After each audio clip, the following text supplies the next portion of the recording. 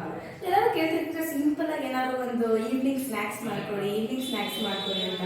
ಅದೇ ಇವಾಗ ನಾವು ಒಂದು ಸಿಂಪಲ್ ಆ್ಯಂಡ್ ಈಸಿಯಾಗಿ ಏನದು ಚೀಸ್ ಬಾಲ್ ಮಾಡ್ತಾ ಇದ್ದೀವಿ.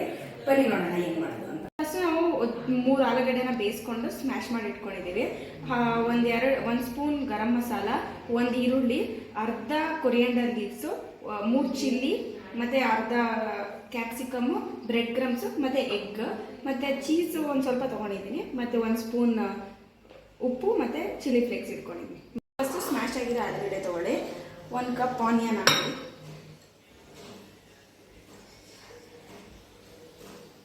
ಚಿಲ್ಲಿ ಹಾಕೊಳ್ಳಿ, ಕ್ಯಾಪ್ಸಿಕಮ್ ಹಾಕೊಳ್ಳಿ,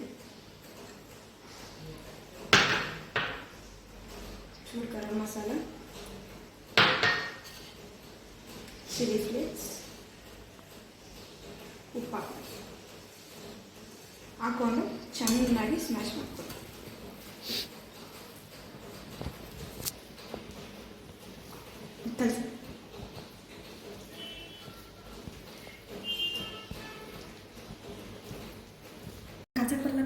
ಹೀಗೆಲ್ಲ ಮಿಕ್ಸ್ ಆಗಿದೆ.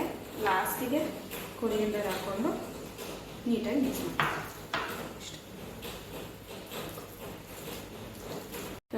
ರೌಂಡ್ ಮಾಡ್ಕೊಳ್ಳಿ.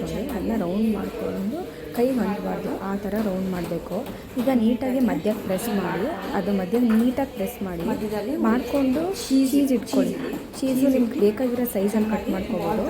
ಅದಾದಮೇಲೆ ನೀಟಾಗಿ ರೌಂಡ್ ಮಾಡಿ, ಚೀಸು ಒಳಗಡೆ ಇರಬೇಕು. ಅದು ಆಚೆ ಬಂದರೆ ಆಯಿಲಲ್ಲಿ ಬಬಲ್ ಸ್ಟಾರ್ಟ್ ಆಗಿರುತ್ತೆ, ಅವಾಗ ಬೇಯಿಸೋಕ್ಕೆ ಸ್ವಲ್ಪ ಕಷ್ಟ ಆಗುತ್ತೆ. ಸೊ ಚೀಸ್ನ ನೀಟಾಗಿ ಕವರ್ ಮಾಡಿ, ನೋಡಿ ನಾನು ಮಾಡ್ತಾ ಇದ್ದೀನಲ್ಲ, ಚೀಸ್ ಎಲ್ಲೂ ಹೊರಗಡೆ ಬರಬಾರ್ದು, ಹಂಗೆ ಕವರ್ ಮಾಡಿಟ್ಕೊಂಡ್ಮೇಲೆ ಫಸ್ಟ್ ಒಳಗಡೆ ಎಗ್ ಇಟ್ಕೊಂಡಿರ್ತೀವಲ್ಲ, 1 ಎಗ್ ತೊಗೊಂಡಿದ್ಮೇಲೆ ಆ ಎಗ್ ಒಳಗಡೆ ಫಸ್ಟು ಡಿಪ್ ಮಾಡ್ಕೊಳ್ಳಿ.